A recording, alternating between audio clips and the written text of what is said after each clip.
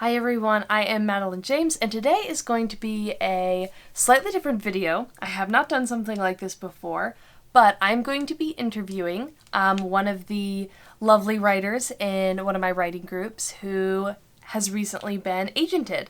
So I prepared a bunch of questions, and we're just gonna sit and chat, and I'm gonna ask her a bunch of questions. I'm really excited about it. I hope this is really fun. Everything that we mention. I'll kind of try and put down below, but yeah, let's get started. Okay, so this is Marina. Marina, if you wanted to introduce yourself real quick. Hi, I'm Marina. I go by M Stevenson online. That's my pen name, but my name is Marina, so either one is fine. I write fantasy mostly, but all sorts of speculative fiction, and I am currently on submission with an adult fantasy novel. Yeah, so Marina and I met through all the Twitter AMM stuff preparing for author mentor match back in what was that? February, January, Yeah, March? January or February. Somewhere around there. We ended up in the same Discord channel and we're chatting, and when she shared that she got her agent, I was like, wouldn't it be fun to put a video together and ask a bunch of questions? So I'm going to be asking Marina a bunch of questions about, getting agented and the process of querying and all of the stuff she's been doing. So yeah, we can get into the first set of questions, which I'm going to be looking at those. But the first set of questions is about your writing journey. So my first question is the book that you got an agent on the first one that you finished? No, it is definitely not. It is the sixth book that I finished. Six. I feel like I've seen that in a lot of trad pub authors, that the one that they actually got a deal on is, pretty far down the road of when they started really writing books to completion. Yeah, and I mean, for context, my first book that I ever completed, I started writing when I was like 9 years old, so it was definitely not publishable. Oh my gosh, I can only imagine. I Yeah. have a bunch of books back from when I was a kid that I got a third of the way through that I'm just terrified to ever look at because they'd be so bad. So how long ago did you start writing seriously, like writing to be published? Um, I guess probably sometime when I was in middle or high school, because I think that's when I remember researching like how to be traditionally published. Like I had like an old like paper copy of like Publishers Marketplace that my mom bought me, so it's been a while.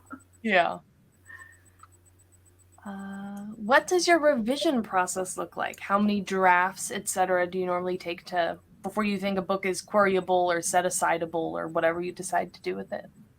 I usually do like somewhere like 3.5. So I'll do like my first draft, and then my second draft is where most of my revisions happen. So I write pretty clean first drafts, but a lot of that stuff is kind of in the wrong place. So like I'll Yeah. have different scenes that I need to move around to make sure that the character arcs and the plot line are making sense. So I also tend to be a bit of an underwriter on my first draft. So I'll usually add anywhere between 10 and 20,000 words on my second draft. And then that's the draft that I send off to beta readers and critique partners. And then the third draft is incorporating their feedback. Oh, I like it. So, if you've written 6 books to completion, like seriously, how long do you think it took you to really get settled into a revision process, or did you just kind of start out with that and it's just worked for you since the beginning? Yeah, I think I really only figured it out on book 5. Okay. So the first one was a mess. It took me like something like 10 years to finish it. So I did finish it, which I'm very proud of. But Mhm.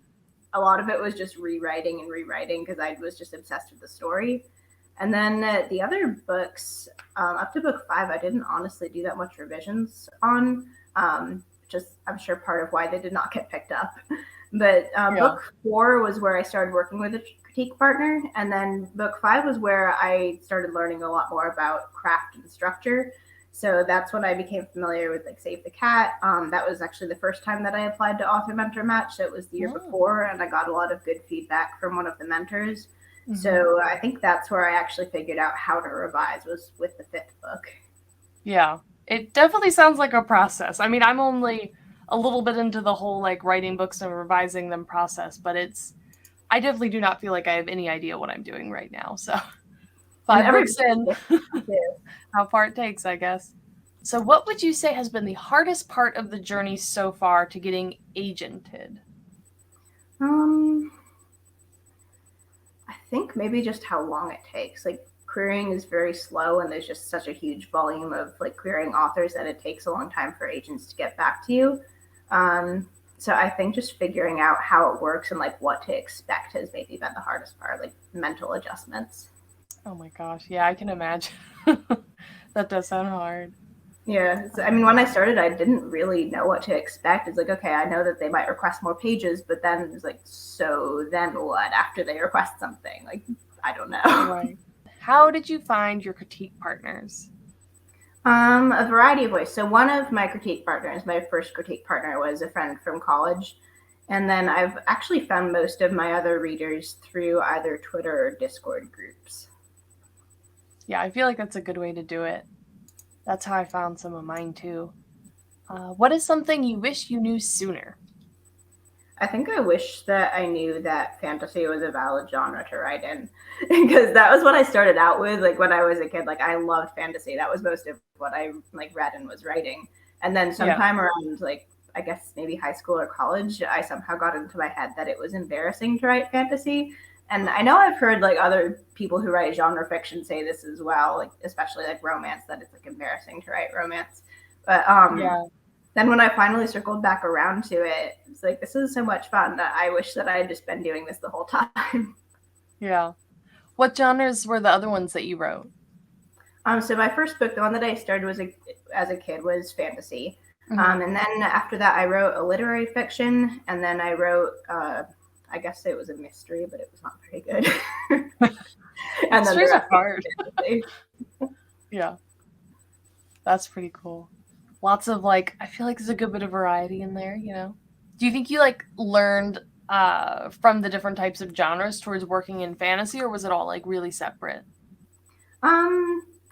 I mean, I think that a lot of what I learned in terms of craft, like I learned when I was getting back into fantasy, but I'm definitely glad that I branched out into the other ones. You know, I read a lot of literary fiction, especially in like high school and college. And then with the mystery, that got me into reading different types of books because I hadn't read much mystery before.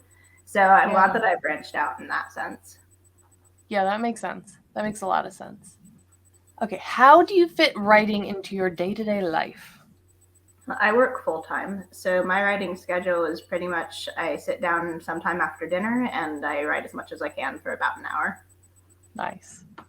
Okay, what are your best writing resources?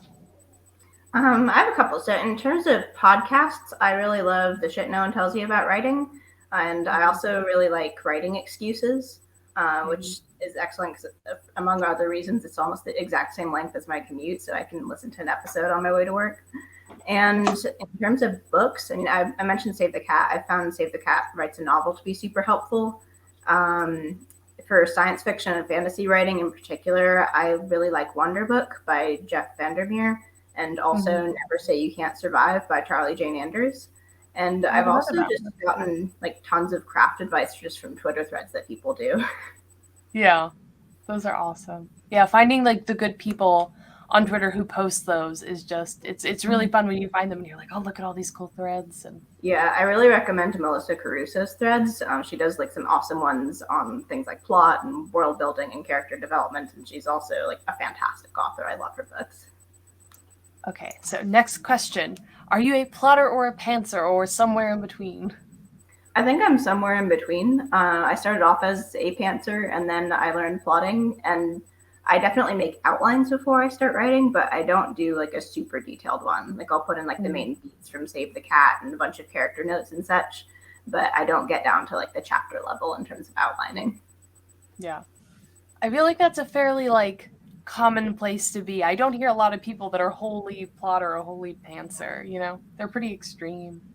Yeah, I tried outlining the chapter level once or twice, and it just didn't work because I was off of it within like a chapter anyway. Well, that was just a bunch of wasted work. So, when did you know you wanted to be a writer? Pretty much forever, yeah. Okay, so now my next questions are about querying. First question. How did you know that it was time to start querying and that your project was ready? I think when I got it to the point where all of the changes I was making, they were either making it different instead of better, or I was just tweaking like line level stuff that I got to the point where I was like, this could just be changed in copy editing. I'm not actually doing anything useful here. Right. And actually, I don't know if I asked this already. Did you query any books before the one that you got agented on? Yes, I queried 5 of the 6 books. Okay. Oh, to varying wow. degrees. So the first 2 I only sent like a couple of queries on, but I queried books 4 and 5, well, book 5 at least, pretty extensively. Okay. That's a lot. Yeah, that's it was. a lot of I time. actually had an offer on the 5th book, but I ended up turning it down. Oh, why? If you don't mind my asking. No, I don't at all. I think that it's actually not as uncommon as people might think, and that's not something that people talk about a whole lot.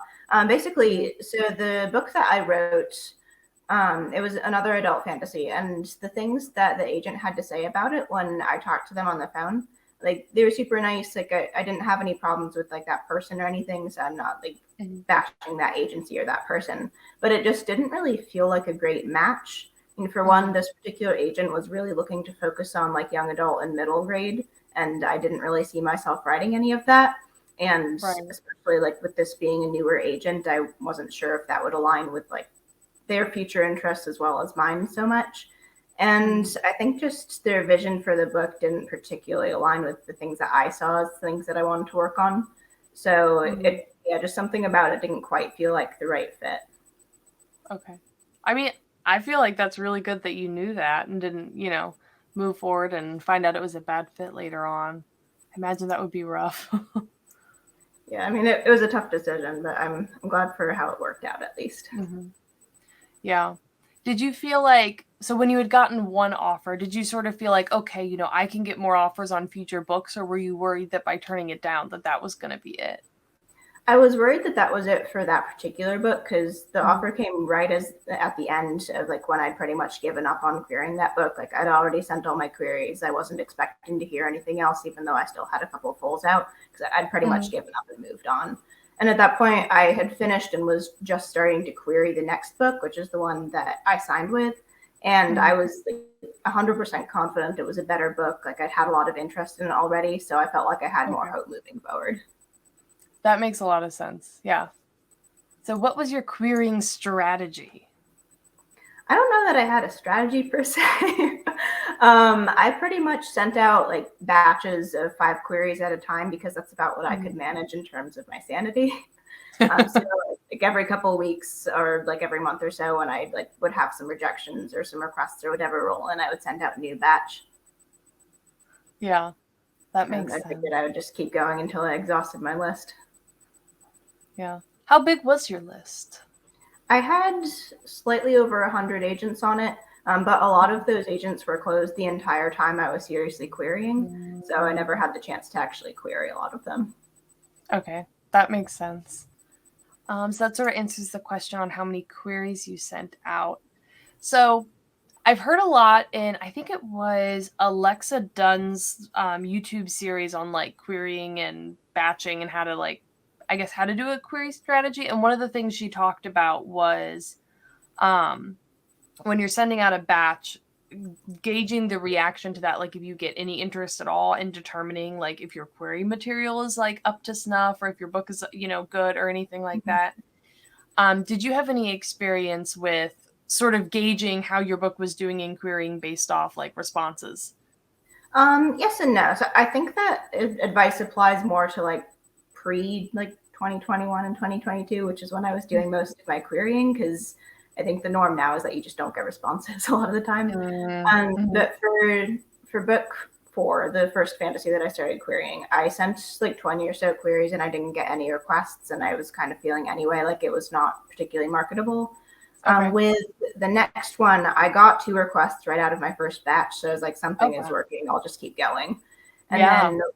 And then with the last one, I actually started it by entering it in PitMad, and I had like I think 5 agent likes on it during like from that pitch. So I immediately had some requests before I'd actually like even sent any queries for it. So I don't know if that's helpful, because I wasn't really gauging off of responses, but I guess it was enough information to be like, something about this is working. I'll just keep going.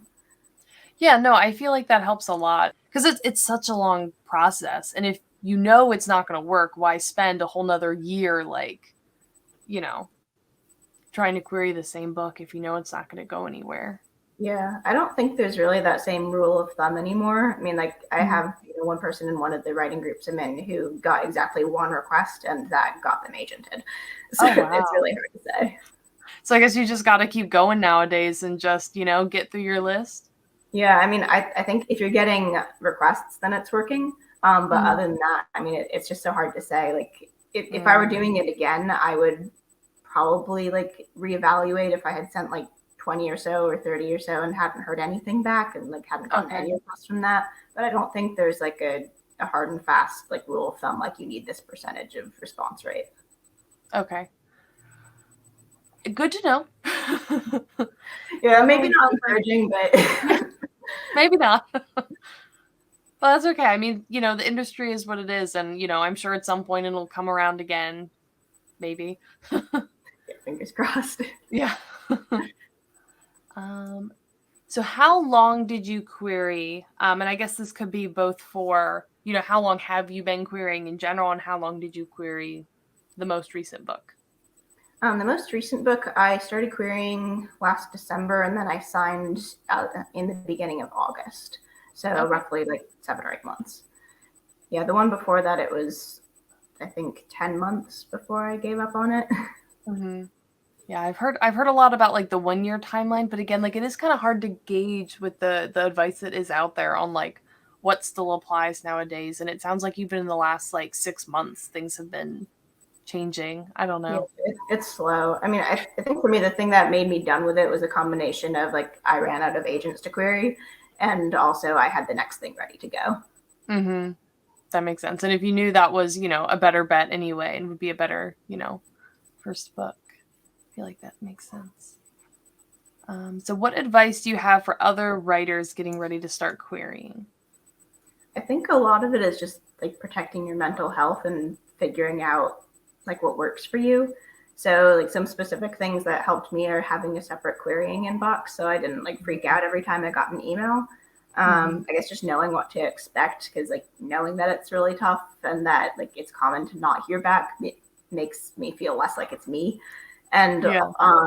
for me, also having the next thing to work on, I found really helpful. So I'm, of course, that might not work for everybody, but in my case, like feeling like I had something that I was enjoying working on that also then I could query if this book didn't work out was really helpful to take my mind off of the querying book. Yeah, that makes a lot of sense. I can even just with like the way my brain works, I can imagine that that would be really helpful. Okay, so I think that's all my querying questions. So now I have getting an agent questions. The first one is, so did you know your book was ready to be published? Like that it was gonna get an agent? And kind of sounded like what you were saying earlier that it was, but like how confident were you when you started querying that book? I guess as confident as I could be. I mean, I had polished it to the point where I was like, this is the best I can make it without, an official editor's help. Mm-hmm. And I've had like multiple rounds of feedback with multiple different readers. So I didn't really have anything else that I wanted to change about it. Yeah. What was that first call with your agent like? I was super nervous. So it was good. I mean, we mostly talked about the book, which was very different from like the first call I'd had, where the agent who I turned down the offer, we Mm-hmm. talked about the book for maybe like 5 minutes, Oh, which okay. felt a little bit odd because I'd like read tons of like how I got my agent blog posts and all of them like, oh, the agent like talked about the book for like an hour and like we connected really well. So it's like, is there something wrong with this here? But yeah, it was more like that for the second one. So we ended up talking for about an hour, both like about where he saw the book fitting in and like what sort of changes he Mhm. would want me to make. And then also we went through all of my questions. Yeah, that sounds like very nerve-wracking. Yeah. Yeah, because I'm awkward. So then I got off the call. I was like, oh my gosh, I'm so awkward. Like, what if he doesn't like me? Yeah. So did the offer come in that call or did it come after the call? Yeah, it did come during the call. And that was one thing, I guess, as a piece of advice. It's not always clear. So I like straight up asked, I was like, is this an offer? Or are you just saying that you're like interested? He's like, yes, Yeah. this is an offer. Okay. Okay, and there's like official document, like because you sign contracts and stuff, Mhm. right? So I assume that comes at some point. Yeah, that does come at some point. So what happened after the call was basically the standard is that you have 2 weeks to nudge all of the other agents or small publishers or whoever else has your book Right. and see if you get any other offers and also to think about it. So during that time, the agent who offered should also send the contract so you have a chance to look that over and ask any additional questions. So that all Okay. happened. And in that 2 weeks, I ended up getting like a whole flurry of other requests, which was overwhelming because I was getting back to back, like in the same day, I'd get like 2 full requests and 2 full rejections. So it was just a lot. Oh, it sounds like a roller coaster. Yeah, it really was. So what happened once you accepted the offer? Basically, I signed the paperwork and we had another call about just going over some of the changes and answering more questions. And then I did one more round of revisions, which my agent approved, and then like a Mhm. couple of final tweaks, and then he sent it off to editors. So we are currently on submission. That is so exciting. What was that like, so time frame wise? How long was it between, I guess, accepting the offer and going on submission for you? About a month because I took a lot longer than I technically needed to on revisions. Is he's had just a couple minor notes for things that he wanted me to change, but because it had been so long since I'd really gone through the book, I went back through it from the beginning and like line edited the entire thing.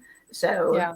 in addition to the like scene changes that he'd asked for, so it ended up taking me about a month to do that because I don't have a whole lot of time outside of work. And then Yeah. after that, it was a couple days after I turned it back in. That's exciting. So once you accepted your offer, did you do anything fun to like celebrate, or did you call anyone to tell them, like, what was that moment like? I told my husband. I told my mom because she's been in, like aware of my publishing journey for a while. Like I've talked to her Mhm. about it. She's one of my first readers. Um, Celebration. Oh yeah, there was one thing. I was like, I'm really bad at celebrating stuff.